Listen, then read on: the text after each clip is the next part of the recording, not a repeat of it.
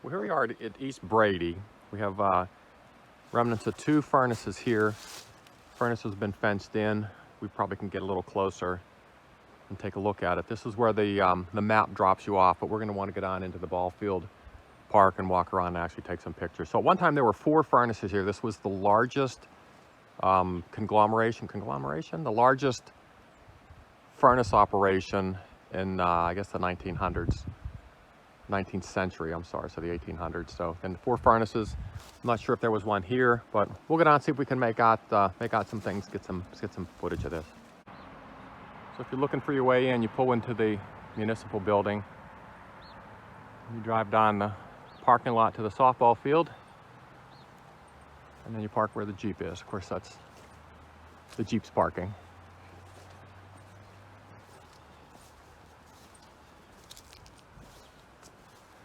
Would be nice for these to be protected. There are some nice ones. There's some ones out by Philadelphia, Harrisburg, and Gettysburg that you could actually literally light a match and they would be functioning. They have all the buildings, the blacksmith shop, the ironmaster's house. I mean, it's all the National Historical Site, so it's all been redone. So here we are, the face of furnace 1. Over here, the face of furnace 2. I would imagine the other furnaces were on the right-hand side. Boy, there's really caving in. I don't think they were this bad when I came here before, but you can still see some of this. Again, you can see the dirt inside. I guess that's an interesting portion. You normally don't get to see that. So you can see the opening on that arch. Again, we have the normal features. You have a hillside, which is what you need. You need sandstone. Other than the sandstone, you need water. You can hear water, so they would have dammed up the stream to get the water. We have more blocks here, as this is caving in. These have all been cut by a stonemason. You can see how nice that is. So just not anybody would own this. This would have to be somebody who had some money. I don't know how much to actually put one together, but it would not be cheap, that's for sure. So again, here's the side. You can see inside. So the outside would have just been this brick. On the inside, they would have just kind of placed rocks all around, and inside of that would have been the Bosch, which would have been fire brick. So the fire brick's what they would have melted everything around.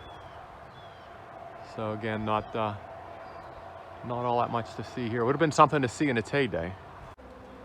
Yeah, it's even hard to tell where the openings are on this. Everything is just so caved in so badly. But here's some brick.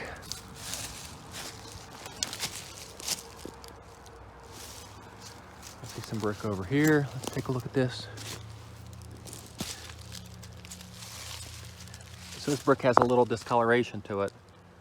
So that could have been the brick that was used inside to line the furnace. So this isn't normally a view most people get to see. We'll kind of stay a little off the beaten path here.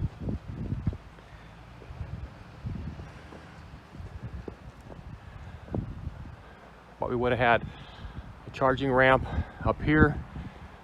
Would have been a charging ramp down to this one. These would run independent of each other. And I'm assuming the other 2 would have been over there. We'll work our way down through. This must have been taller because there's a lot of blocks. You can see how these blocks are cut. I mean, a mason cut these. These aren't naturally occurring. The sandstone is, but being cut and put here, that was done by a stonemason. You can see stones up on top here. Whether that was part, you can see stones over there, whether that was part of the archway in. But this is where they would have come over. Yeah, this had to be taller. They would have come over, they would have dumped all the raw materials in here, and then they would have poured from the front. We're gonna get on and take a quick look at the side. All right, so this is one of the side vents, or this could be the tweer, where they actually blew the air in. So there would have been a bellows or a series of bellows on the front of this, probably where the basketball courts were. And that would have blown air inside. You can see inside here, this is just kind of mud. The stones end here, and then they just would have filled it full of rocks. So these stones, and the rocks inside would have been done after. So they basically made this whole fascia, put the bosh inside, which would be the fire brick.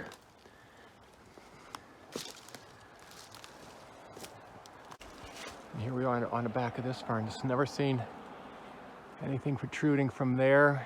A lot of things broken. Things sticking out there. Not sure if that's 110. Don't know much about this one, but this seems to be in better shape. They're all generally the same shape. So I don't know if there was another tweer down here. They both would have exited from the front, so all the cast iron, the pigs. Once the iron master called, get ready, the blacksmiths, the foundry men, everybody would be here and just ready to start pouring, because they would pour, obviously they would pour the ingots, the billets, that they would float down the stream or on a railroad and take them to the Allegheny and bring them down. Or they would melt them and put them, make furnaces, cast iron stoves like the Benjamin Franklin type stove, or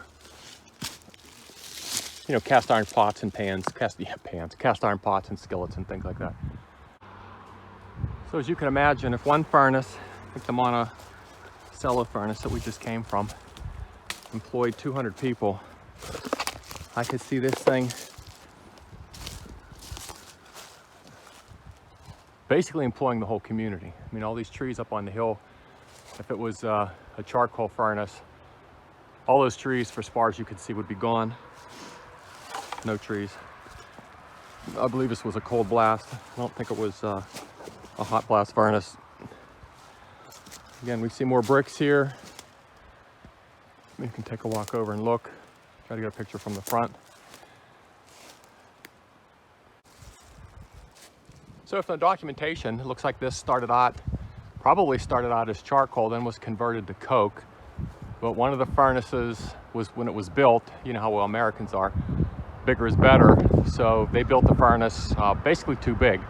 So it was too big to use for coke, so they had to actually tear it down and scale it back down again. But you can see, look at this tree. You can see a tree up there. That's going to cave in probably that whole center section of this. So there's a book that was put out by Thomas and Sharps and further by Mr. Richard Parks, who's passed away. Have done a lot of work on locating these, talking about ownership, talking about tonnage, stories of families who bought it and when it was transferred to someone else. So his website is down, but hopefully some of this information can be put back here through YouTube so that people can look at this. At least if you see this, to know what it is. You look at Furnace Road, and most people, wouldn't know what a furnace was, but that's what these are. These are cut stone, cast iron furnaces, 1800s, some as early as like 1740 to 1860, right after the Civil War. After that, the furnace was really no use for these. Wasn't profitable enough to operate them all. That was being done in the major cities like Pittsburgh and things like that. So everything was consolidated, and these single ownership furnaces pretty much stopped. So again, this is a picture we have one on the side here. I didn't see this one. I should have snuck through the fence and looked at that, which we do not condone breaking and entering. I do see a lot of coal here. This obviously is not coal. This is slag from the furnace. You can see the shiny, jagged edges of it. So these would have been the impurities. This is why they would have put limestone on. Limestone would act as a fluxing agent. That limestone basically would have melted and coated the top of the cast iron to keep the impurities out. So that's actually,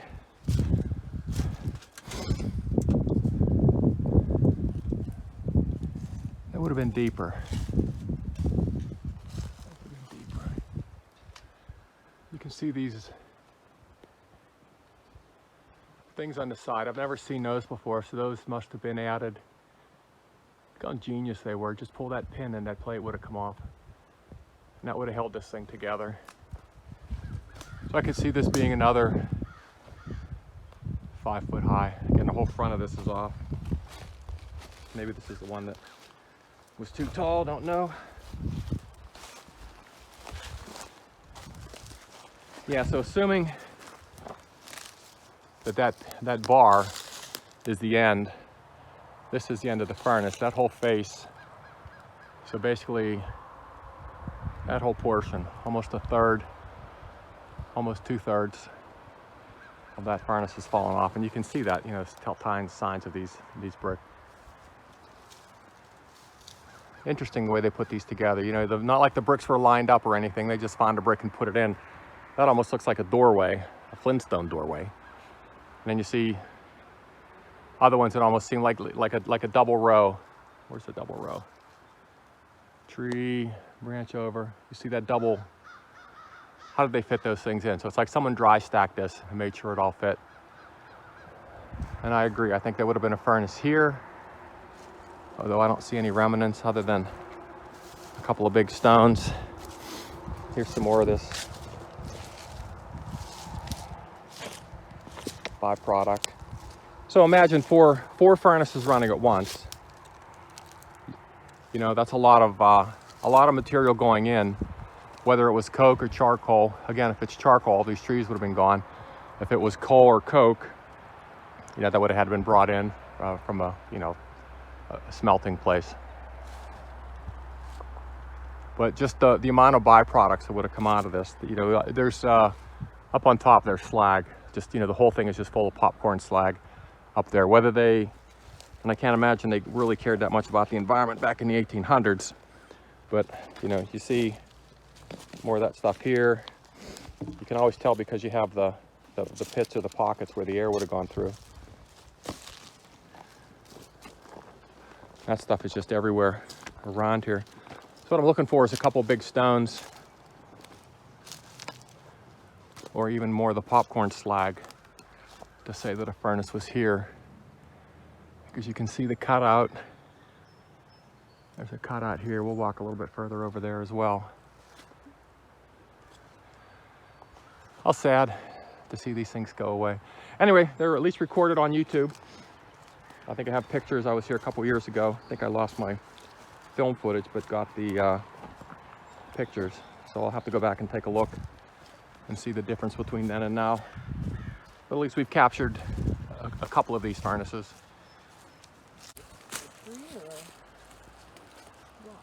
So here we find, what, half a dozen big block. And some more fencing here, so I don't know whether. You think there's a cutout? You want to go take a look? Let's just take a quick look over there and see.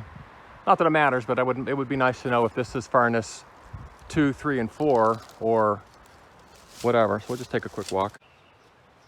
So here we are on the far, far left-hand side. I just see too much dirt, unless as the furnaces went out of blast, they just took all the slag. I mean, there's some boulders and stuff over here, but I just don't think there's enough. Just boulder there. I don't know that there's enough to call this the furnace site. I think if there was another furnace, it may have been right next to that furnace. So I'll leave it at that. So there's Brady's furnace. If you get a chance, you're out in the area. This kind of comes at you real quick. Unless you're looking for it, you're not going to find it. Don't know how much longer these are going to be here. I keep saying that. And then I'll come back 5 years later and see a furnace still sitting there. But they do decay over time, so we'll try to capture at least how they look now. If you have any questions, post them in the comment section. If not, we'll see you on the next film. Thanks for watching.